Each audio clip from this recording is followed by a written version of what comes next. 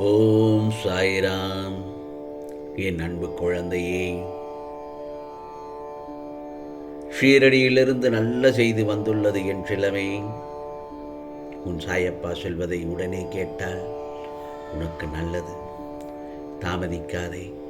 ஏனென்றால் இந்த நல்லதொரு காலை பொழுதில் இதை நீ கேட்கும் சமயத்தில் உனக்கானது நிச்சயமாக நல்லது நடக்கும் என் செல்லமே.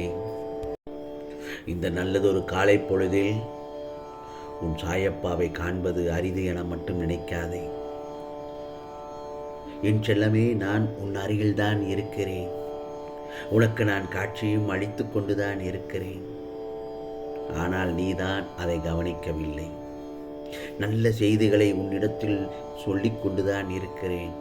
ஆனால் உனது அலட்சியத்தால் நீ அதை சற்றும் கண்டுகொள்ளாமல் இருக்கிறாய். கவலைப்படாதே. நீ பல பிரச்சனைகளையும் பல வேதனைகளையும் நினைத்து கொண்டு இருப்பதனால்தான் நான் சொல்வது உன் செவியில் சேர்க்கவில்லை. என் செல்லமே, உன் மனதை முதலில் அமைதிப்படுத்து. நான் ஒன்று சொல்லட்டுமா? எதன் மீதும் அதிகமாக எதிர்பார்ப்பு வைக்காதே. எதிர்பார்த்து ஏமாற்றமடையாதே. அதைத்தான் சொல்லிக்கொண்டே இருக்கிறேன். இந்த சாயப்பா நிச்சயமாக உன்னை ஏமாற்ற மாட்டேன், கைவிடவும் மாட்டேன். ஏனென்றால் உனக்கு நடந்து கொண்டிருக்கும் அனைத்தும் எனது விருப்பத்தின்படிதான் நடந்து கொண்டிருக்கிறது என்பது உண்மை. அதுதான் உனக்கு நன்மையும் கூட. அதை முதலில் தெளிவாக தெரிந்து கொள். நன்மை அளிப்பவை அனைத்தும் முதலில் சற்று கடினமாகத்தான் இருக்கும். ஆனால் அதற்கான பலன் இருக்கிறதல்லவா, அதிகமாக கிடைக்கும். எதையும் எண்ணி எண்ணி நீ வருத்தமே படக்கூடாது. உன் நினைவுகள் எல்லாம் உன் சாயப்பா பக்கம் இருக்கும்போது நடப்பவை அனைத்தும் என்ன சாயப்பா எனக்காக பார்த்து கொள்வார் என முதலில் நம்பு. தீர்க்கமாக சத்தமாக சொல்லிப்பார். வீண் கவலைகள் எல்லாம் ஓடோடி ஓடிவிடும். பிறகு அனைத்தும் மாறும். உன் வாழ்வில் உயர்ந்த நிலையை அடைவாய். அந்த உயர்ந்த நிலையை அடைவதற்கு உன் மனதை கொஞ்சம் தெளிவாக வைத்துக்கொள். கசடு குப்பைகளை தூக்கி சுமக்க வேண்டாம். உன் மனதை ஒரு நிலைப்படுத்தி அலைபாய விடாதே. ஓம் சாய்ராம், ஓம் சாய்ராம் என என்னையே நினைத்து தியானம் செய். நிச்சயமாக நான் உனக்கு காட்சி அளிப்பதை உணர்வாய். நிச்சயமாக இந்த நல்லதொரு காலை வேளையில் நீ எதிர்பார்த்து காத்திருந்த விடியல் உன்னை வந்து சேரப்போகிறது. உன் வாழ்க்கையில் விடியல் என்பது தோன்றுவது விடியல் அல்ல, உதயம் என்ற வெளிச்சத்தின் உண்மையான சாயலை கொண்டதுதான். ஆகவே உனக்கான வாழ்க்கையில் எந்த ஒரு எதிர்பார்ப்பும் இருக்கக்கூடாது. எந்த எதிர்பார்ப்பும் இல்லாமல் உன்னை சுற்றி இருப்பவர்களுக்கும், உதவி என்று தேவைப்படுபவர்களுக்கும், உன்னை தேடி வருபவர்களுக்கும் நிச்சயமாக நீ உதவி செய்ய வேண்டும்.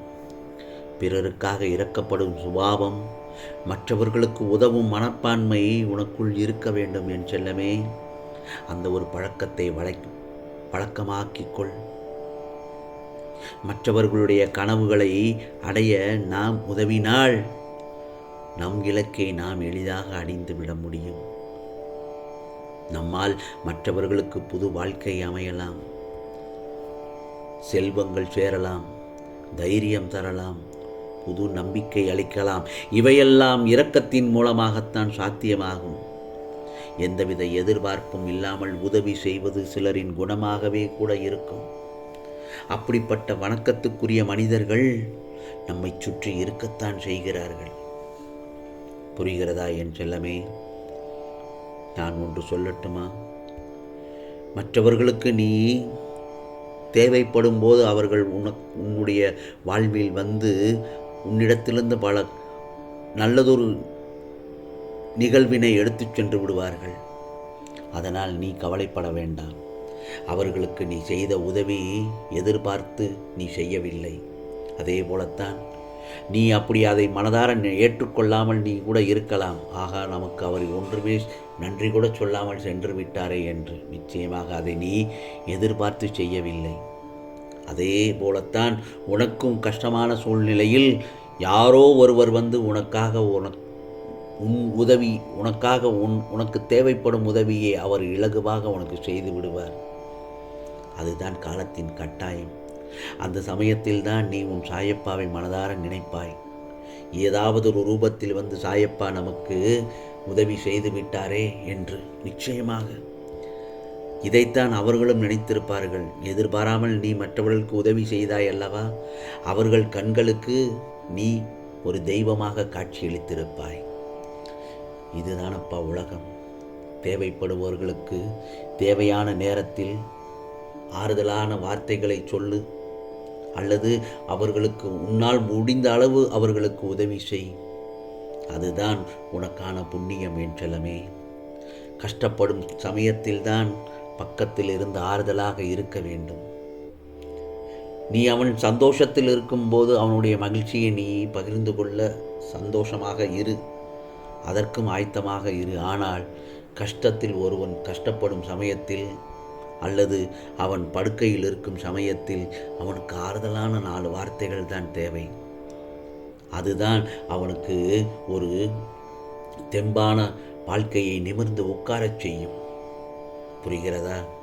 கஷ்டப்படும் நேரத்தில் தான் உதவ வேண்டும் என் செல்லமே. நீ ஒன்று சொல்வார்கள், ஞாபகம் இருக்கிறதா? உனக்கான நண்பர்களில் யார் நல்லவன் என்பதை நீ கஷ்டப்படும் போதுதான் எந்த நண்பன் உனக்கு உதவுகிறான், யார் நல்லவன் யார் கெட்டவன் என்பது தெரிந்துவிடும். எந்த உறவுகள் உனக்கு உண்மையான உறவுகள் என்பதும் தெரிந்துவிடும். ஆகவே ஏன் உனக்கு கஷ்டத்தை கொடுக்கிறார் என்றால், உனக்கு கஷ்டத்தை கொடுத்தால் நல்லவர்கள் யார் கெட்டவர்கள் யார் என்பதை தெரிந்து அதன்படி உன் எதிர்காலத்தில் நல்லபடியாக வாழ்ந்து விடுவாய் என்பதற்காகத்தான் கடவுள் அப்பப்போ உனக்கு சோதனையை தருகிறேன். அதை மட்டும் நன்றாக புரிந்து கொள்.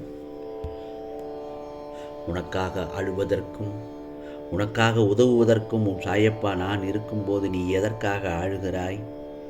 உனக்கு நன்மைகளை வாடிக்கையாகவே நான் செய்து தரும்போது துன்பத்தை நினைத்து நீ புலம்புவது வேடிக்கையாக அல்லவா இருக்கிறது?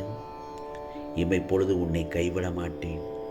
உன் சாயப்பா நிச்சயமாக நீ பெரும் துன்பத்தில் சிக்கிக்கொண்டாய். இனி ஒருபொழுதும் உன்னை விட்டு விலக மாட்டேன். எனவே இந்த நல்லதொரு காலை பொழுதில் உனது சோதனைகள் எல்லாம் விளக்கம் என்பதை உணர்ந்து ஆறுதல் அடைந்து கொள். இழந்தது இழந்ததாகவே இருக்கட்டும். இனி உன் சாயப்பா தரும் ஆசீர்வாதங்களை எண்ணிப்பார். சந்தோஷங்களோடு இந்த நாள் உனக்கு நல்ல நாளாக அமையும். உனக்காக நிச்சயமாக எல்லாம் நல்லதே நடக்கும், நல்லதே நடக்கும். ஓம் சாய்ராம், ஓம் சாய்ராம். ராம்ஜி அருள் கிடைக்கட்டும்.